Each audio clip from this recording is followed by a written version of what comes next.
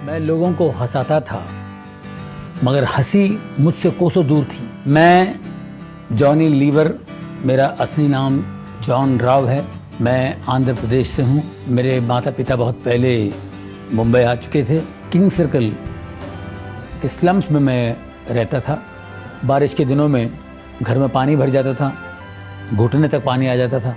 तो छोटे से कटोरे में पानी को यूं पकड़ने की कोशिश करता था, ऐसे कभी ऐसे कभी ऐसे, कैसे कैसे कैसे। तो इन्हीं हरकतों से कॉमेडी, डांस मेरे अंदर से निकला बाहर। और मुझे बचपन से ही लोगों की नकल करना, लोगों की कॉपी करना, ये इसकी आदत थी। लोग बड़ा एंजॉय करते थे। तो 17 साल का जब मैं हुआ तो स्टेज पर स्टैंड अप करना शुरू कर दिया, मिमिक्री के प्रोग्राम्स करने शुरू कर दिए, एक्टरों की आवाज़ें निकालना, ये सारी बातें थी। फिर जब मैं 18 साल का हुआ, मेरे पिताजी के यहाँ नौकरी पे लग गया।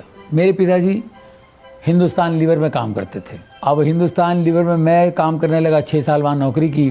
तो वहाँ भी मैं प्रोग्राम्स वगैरह करता था, तो वहाँ से मुझे लीवर नाम मिल गया। तो जॉन राव से मैं जॉनी लीवर हो गया। फिल्मों में मुझे जो ब्रेक मिला है वो 1980 में मैं कल्याण जी भाई के साथ उनके यहाँ बैठा हुआ था।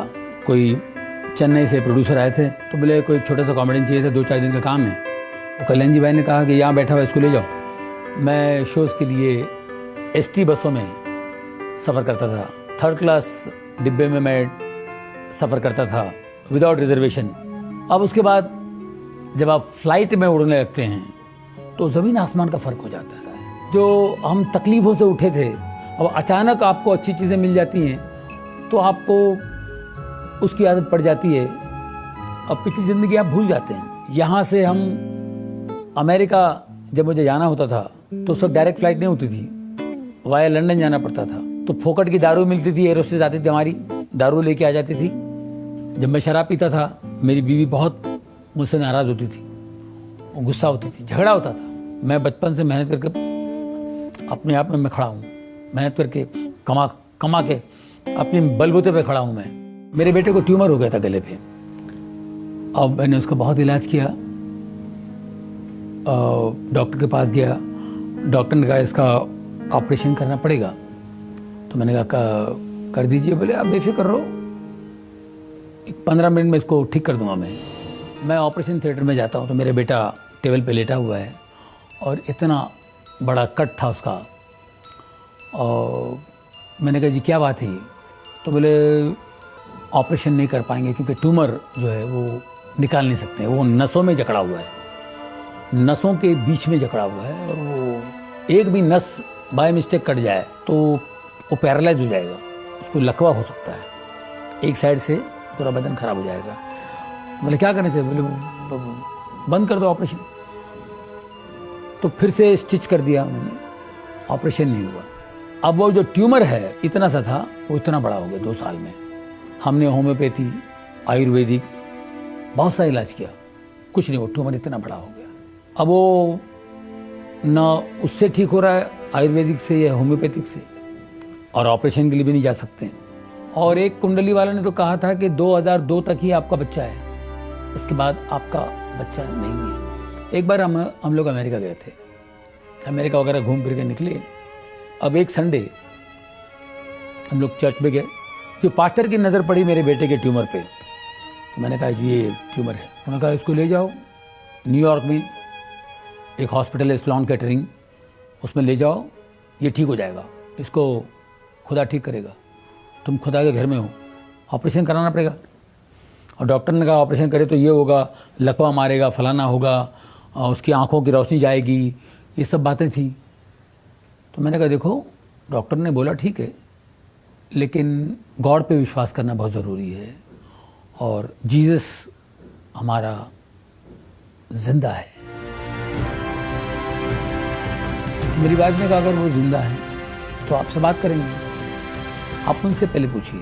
अगर वो खुद आपसे बात करते हैं, खुद बोलते हैं कि ऑपरेशन करो, तो ही मैं अपने बच्चे को अलाउ करूंगी, वरना मैं अपने बच्चे को ऑपरेशन के लिए मैं इजाज़त नहीं दूंगी। मेरी बात ऐसे खड़ी थी, मैं भी खड़ा था, मैं तुरंत घुटने टेका और उधर ही प्रार्थना शुरू की। मैंने कहा परमेश्वर यीशु के नाम से मुझसे बात कर, मुझे बता कि मैं ऑपरेशन के लिए जाऊँ। और मुझे आवाज़ आई, जा बेटा जा, ऑपरेशन कर, डर मत, मैं तेरे साथ हूँ। ऑपरेशन के दिन 3 घंटे के बाद मेरा बेटा बाहर आया। हम लोगों को डर था, जैसे कि यहाँ उन्होंने कहा था कोई पैरालाइज होगा, आंखों की रोशनी कम होगी, लेफ्ट हैंड बिल्कुल 100% पैरालाइज होगा। लेकिन मेरा बेटा 3 घंटे बाद जब बाहर आया, अपने लेफ्ट हैंड से बोला कि daddy I am absolutely all right. बिल्कुल ठीक था। 11:30 बजे वो बाहर आया और 12:30 बजे वो वीडियो गेम खेल रहा है। बिल्कुल कोई प्रॉब्लम नहीं। मैं बिल्कुल नरक में था, गलतियों में था, पाप में था। मैंने कहा क्या आप मेरी प्रार्थना परमेश्वर सुनते हैं? और इतना बड़ा चमत्कार हो सकता है। जिस दिन मेरा बच्चा ठीक हुआ, उसका ऑपरेशन बिल्कुल सही तरीके से हुआ, उसको जब चंगाई मिली, मेरी ज़िंदगी बदल गई। मैंने सारी चीज़ें छोड़ दी, शराब, सिगरेट, गंदी बातें बोलना, किसी के बारे में गलत बोलना। मैंने कहा उसको छोड़ दो। शराब मैं 1.5 बोतल पीता था और 4 पैकेट सिगरेट पीता था। बहुत मुश्किल था मेरे लिए छोड़ना ये। बारिश के मौसम में बहुत तकलीफ होती थी, मुझे तलब आती थी, लेकिन मैं प्रार्थना करता था कि परमेश्वर मुझे शक्ति दे, यीशु मुझे ताकत दे। जब परमेश्वर की रोशनी आती है तो एक ताकत आती है आपके अंदर, और उस ताकत से आप इन चीज़ों को फॉलो कर सकते हैं, इस मार्ग पे चल सकते हैं।